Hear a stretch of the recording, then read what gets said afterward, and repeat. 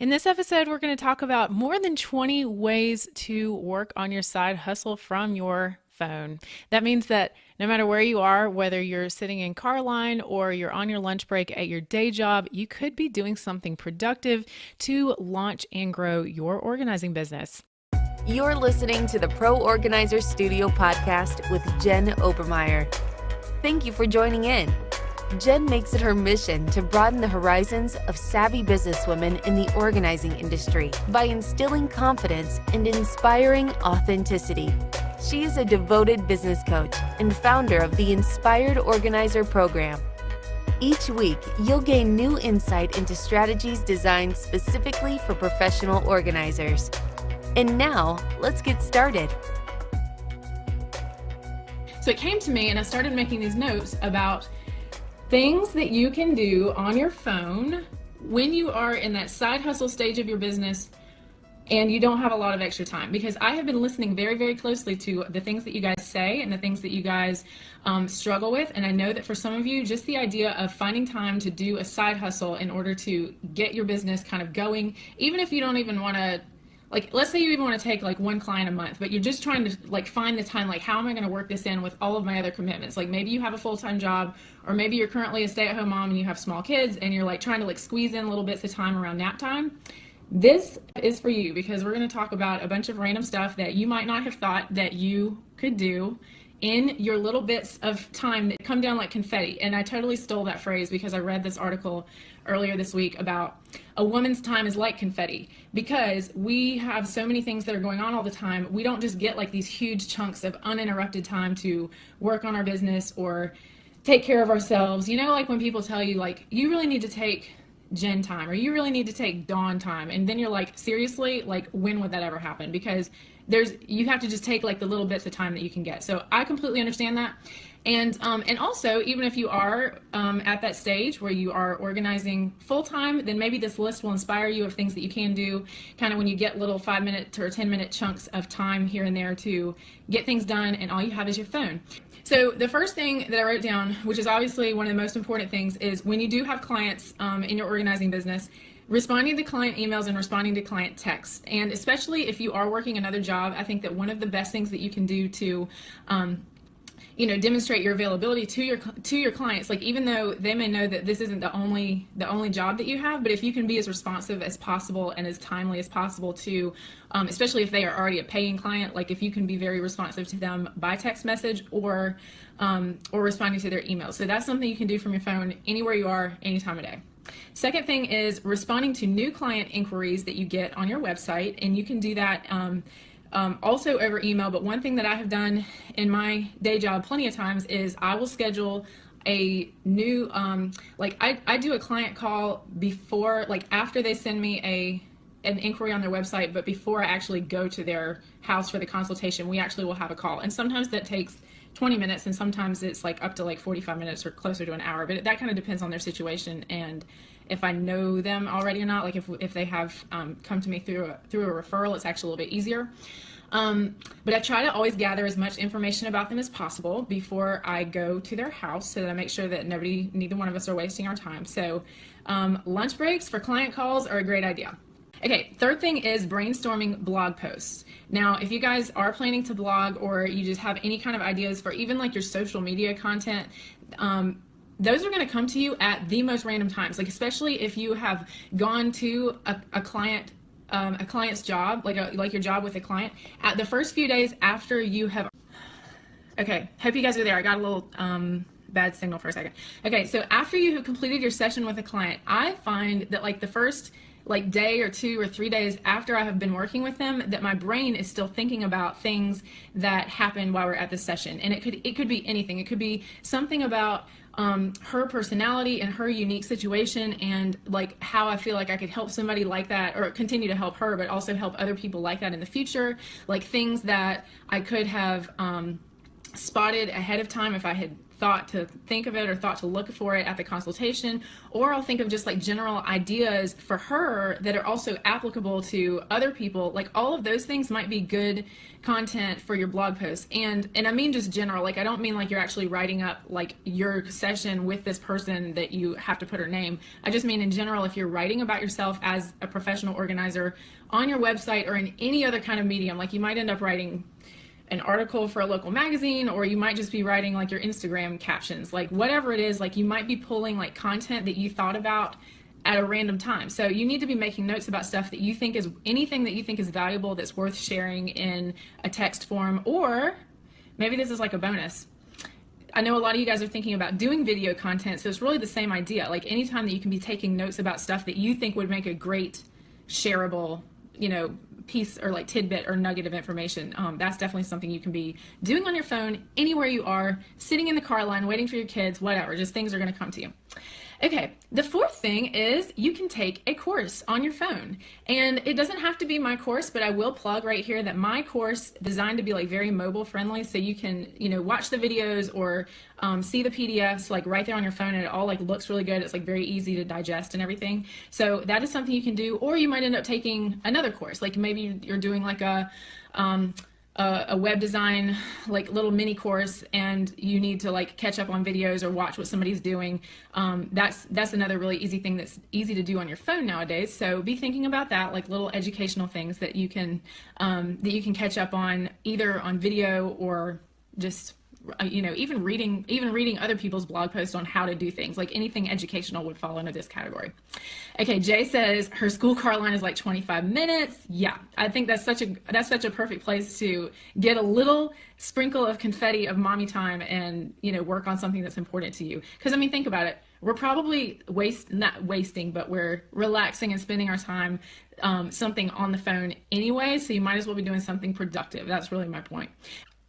Okay, the next thing that you can do, this is semi-related to what we were just talking about, photography on your phone, is spend time editing any images that you would be using for maybe your social media or whatever you're going to do. But if you take photos with your phone and you plan to use them on your blog or on your Instagram or even on your website, please take the time to try to edit them a little bit at least. And one of the, I know that there are lots of camera editing apps to make them look a little more snazzy. And then of course you have like your regular Instagram filters.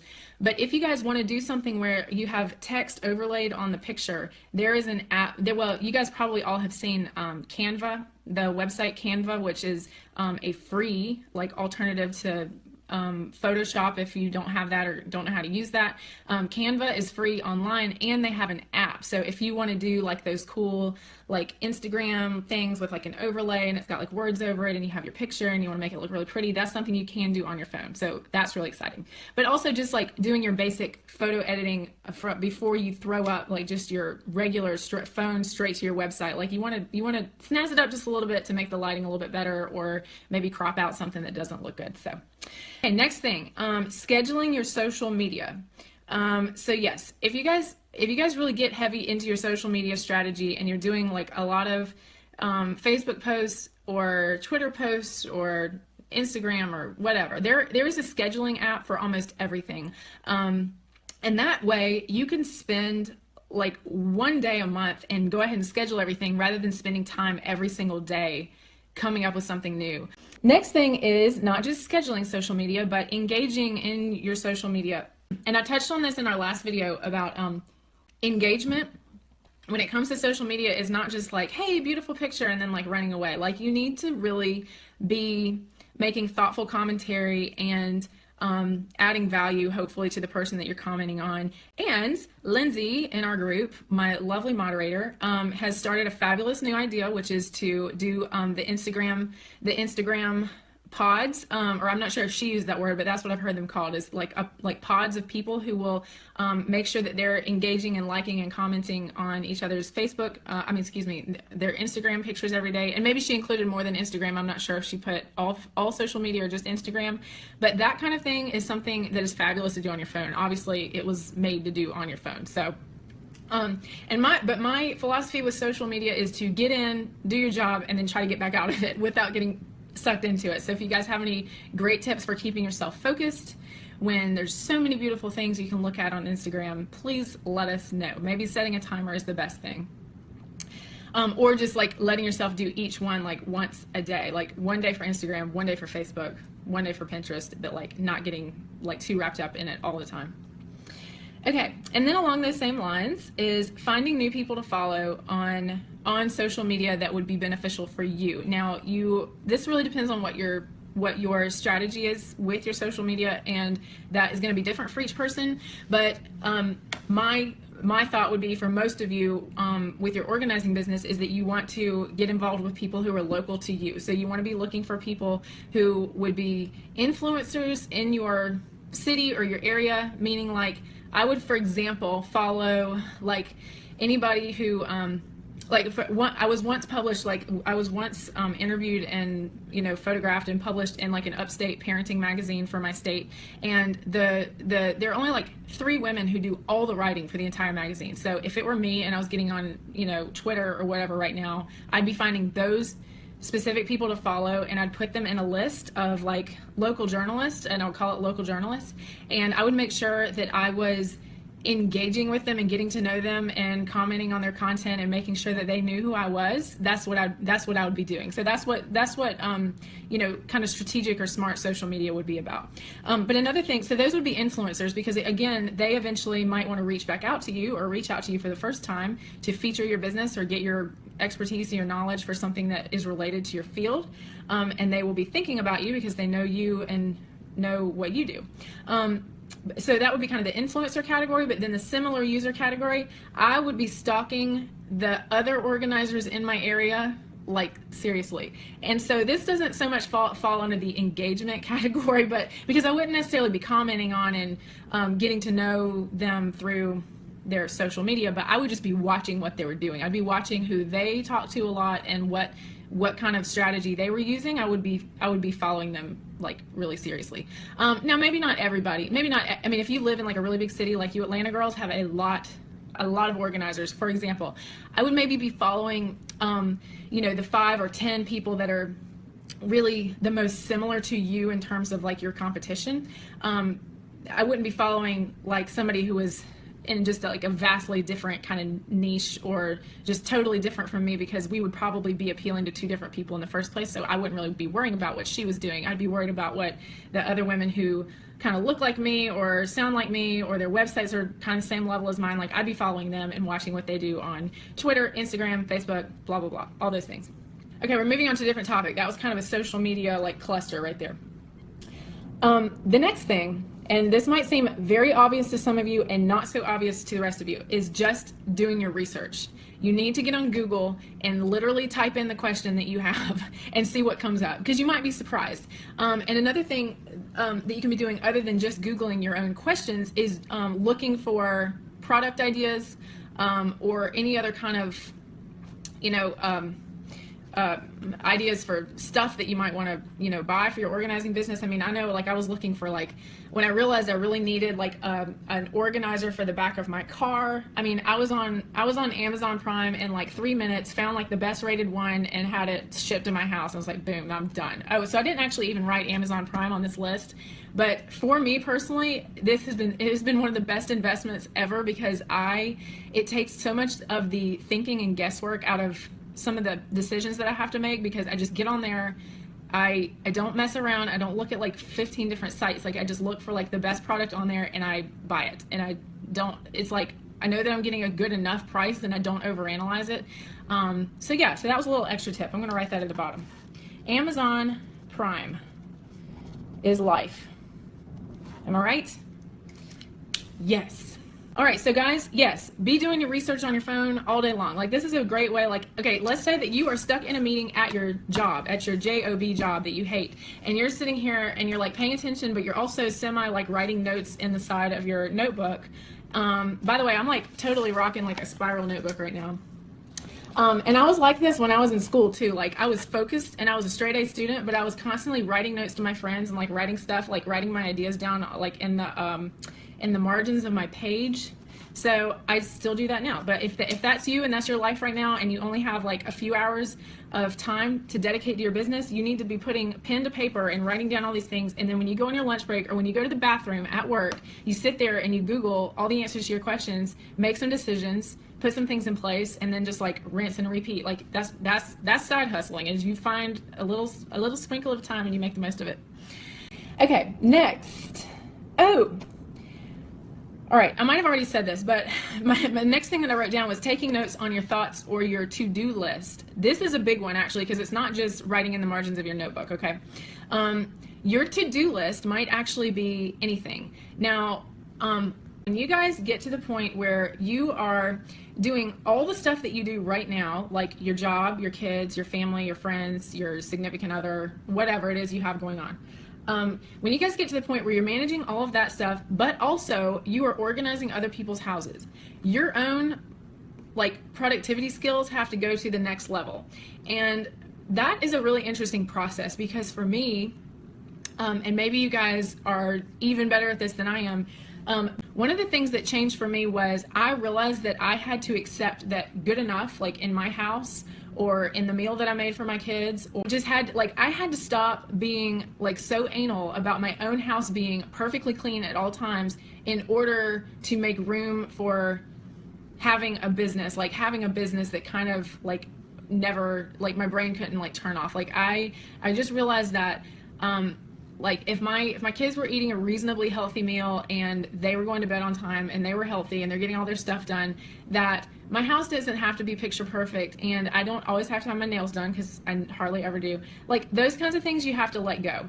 But you also have to get really, really good at I'm trying to make 2 points. One is you have to let go of the things that are like not quite as important, but also make sure you're still getting your own stuff done, like to an acceptable level. Like, so when I talk about taking notes on your to-do list, like it's not just your to-do list, like it's not just your grocery list and the things that you have to make sure you get done at home and obviously at work, but it's also writing down the to-dos for your clients that you need to sort of fit into your schedule as you go through the week. So maybe you look at your week and you kind of block out some time, like I'm going to be doing personal errands, and I'm also going to make sure and I go get like XYZ for this client at this store, and you like plan it out strategically so that you're like maximizing your time and you're not running all over town like stressing about the perfect thing for the perfect client at the perfect time. Like you need to like go ahead and buy 5 things and know that you're going to return 4 of them later, whether that's for you or for them. All right, let me move on to the next one. The next thing that I have is project management.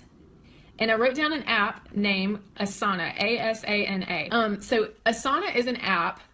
There's a web application, and then there's also an app on your phone that helps you keep multiple lists of things that have to be done for multiple projects, but it gives you, let's say you have multiple to-dos for multiple clients. Like so you have client A, B, and C, and you have your to-do list for each one. By the way, if you guys haven't seen this, on my blog, I have a template that you can populate each client with. Like, here's pretty much what's going to happen. It's just a general idea for your consultation, the session, and then like any post-session tasks or in-between session tasks for your client. So that's on my blog. Search for, go to Google, search Pro Organizer Studio client template, and this will come up. Or you guys can look in the welcome document in the group and you'll see a list of my blog posts. So in Asana, if you have client A, B, and C, let's say with client A, you're still in the beginning stages. With client B, you're kind of in the middle, and with client C, you're almost done. Well, Asana, you can have you can be tracking all 3 clients, but you can condense the view and see exactly what has to be done right now.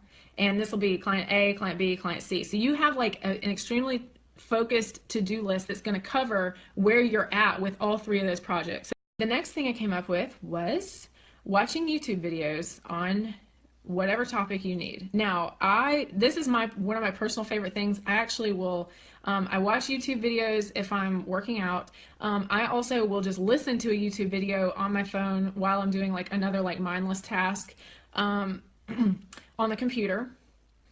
And then of course you have your regular, like, I don't know how to do this thing, like I need to just look it up. So that, like, YouTube is one of the best resources in the world for all kinds of things.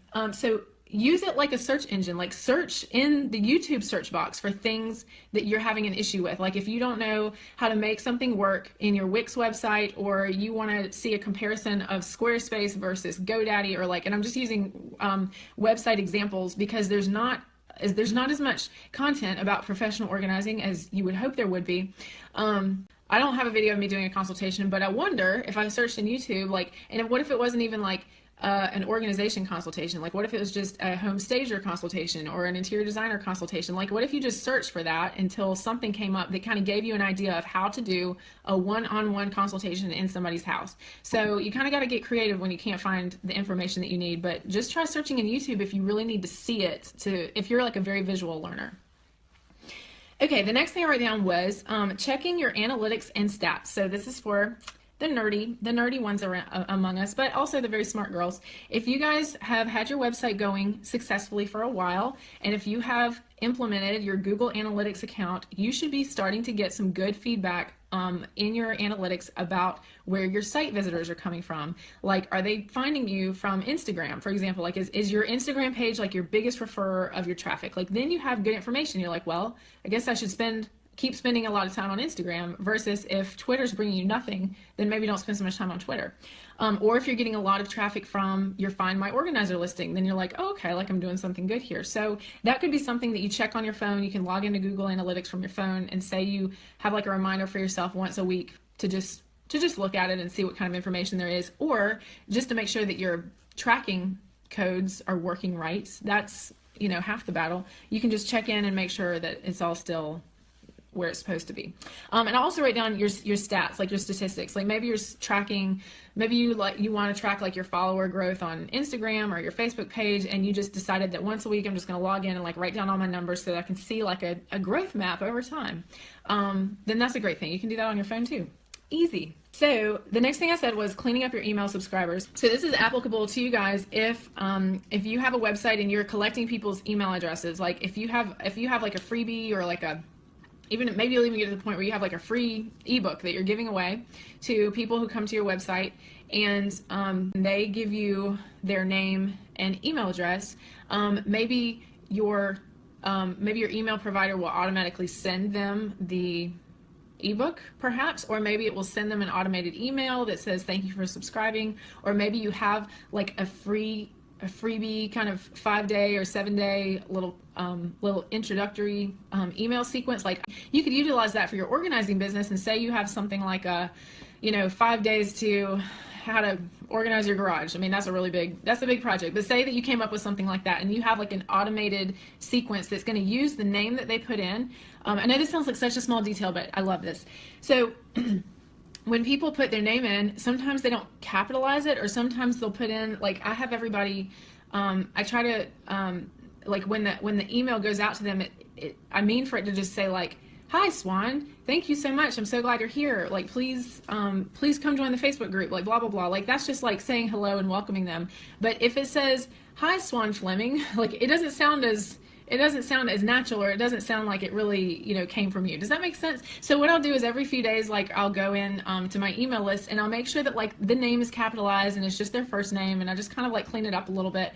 And in some email providers, they do charge you if you have like if somebody signs up twice to your email list, like if you have a duplicate, like they'll actually charge you for 2 subscribers. I don't know about that because mine doesn't, but you might want to look into it. So just every once in a while, I will log into ConvertKit on my phone, kind of clean it up a little bit, and make sure that it's all what it needs to look like, what it needs to be, just so that so that the emails I'm sending still look cute.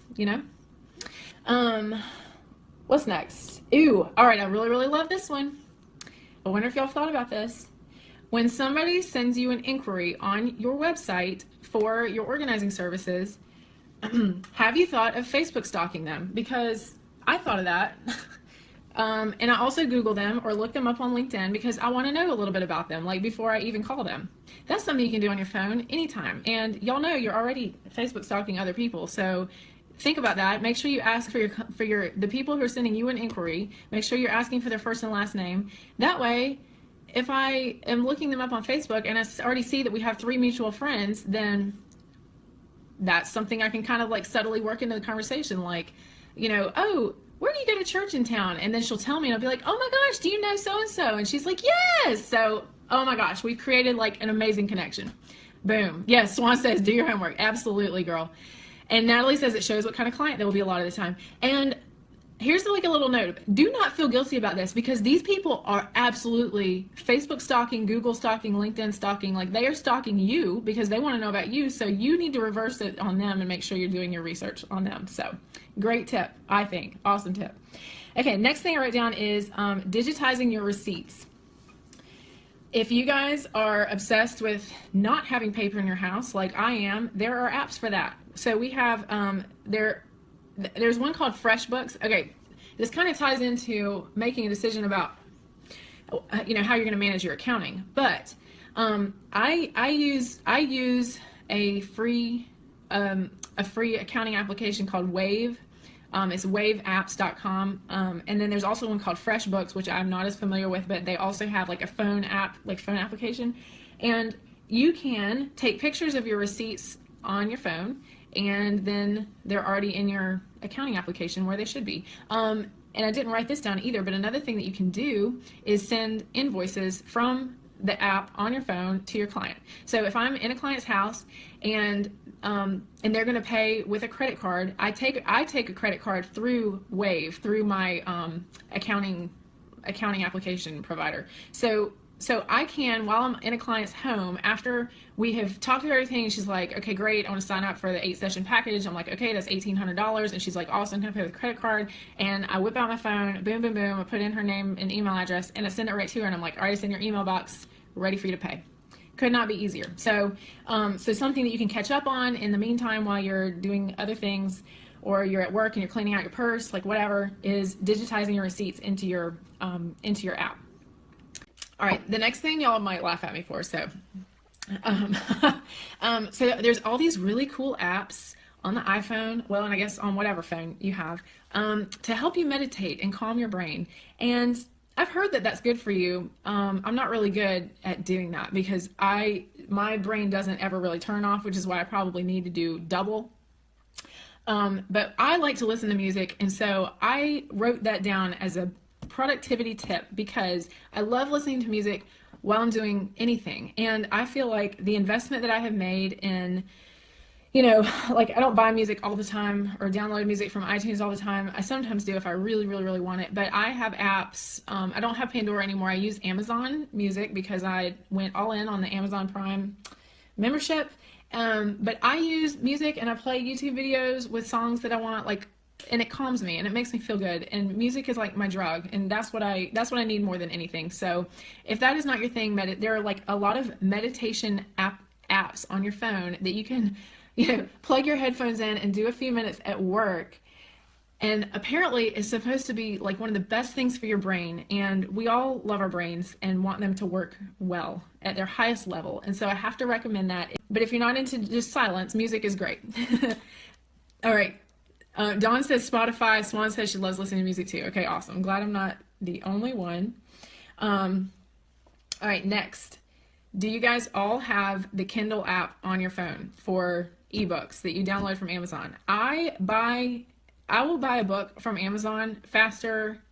That's like one of the fastest decisions I can make, because if I find a new business book or like something that's like I know it sounds kind of silly, but self-help and anything that's like relevant to something that is relevant to me, and I find an awesome book about it or hear like a recommendation for it, then I buy it so fast. Like if it's $9.99, like I'm not even thinking about it, especially if it's a business thing, because I'm thinking if I get one idea from this one book that makes me, that helps me sell like 5 more minutes of my time to some client at some point in the future, then this was an investment that was worth it.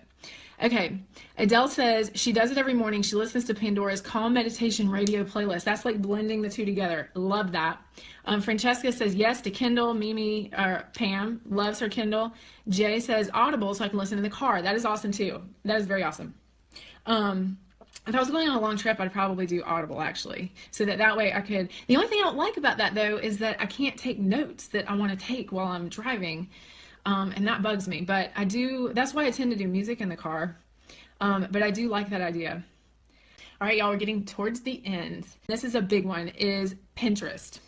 The reason for this, and the two things that I wrote down, but I know there's a zillion more ideas, is that when you guys are really in the beginning stages of starting your business, one of the big things that you really have to do is, and I don't mean this in like a woo-woo way, but we did start just talking about self-help, but you really need to start visualizing yourself like in these situations, because it's very hard to move forward with your business if you can't even see yourself like, okay, go into a client's home, how do you, starting to like see yourself doing like the logistics of the jobs. So one of the things that I really recommend is using Pinterest and making like vision boards or like inspiration boards, like however you want to think about it. And if you guys go to my Pinterest is full of boards that are like specifically for you guys who are starting your business or like need ideas and inspiration for how you want to move forward.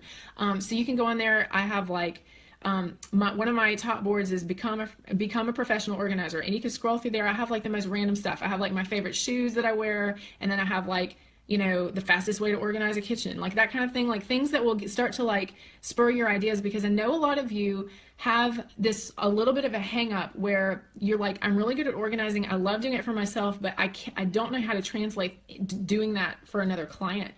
And there's a lot of different ways you could learn how to do that. I mean, one of the best ways I think is just like jumping in there and get some experience. But if you can start to read how other people break down processes, like if you can read how this professional organizer goes about reorganizing a closet or just like redesigning like a storage space, then you can start to see like, okay, here was her thought process, how would I do it? And then once you kind of like think through your way of doing it, and you imagine yourself and you can imagine the client there, it's kind of like, oh, I see how this can come together.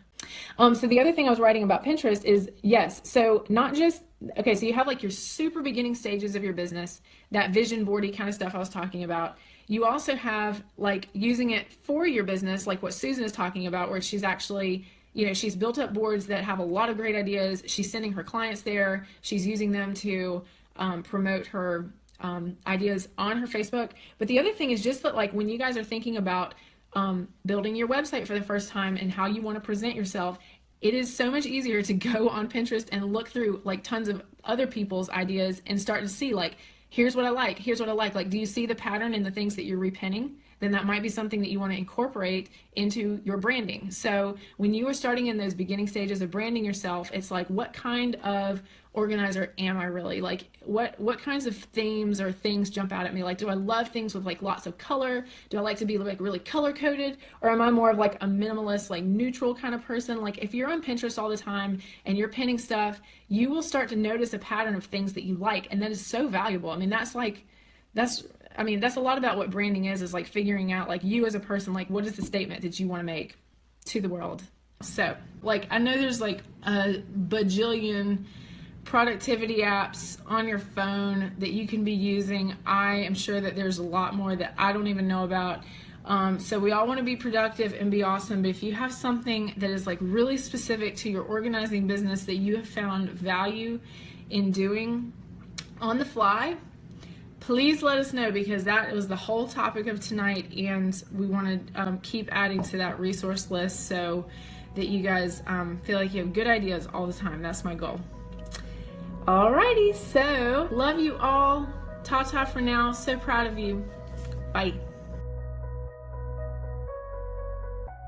Thank you for listening to the Pro Organizers Studio podcast.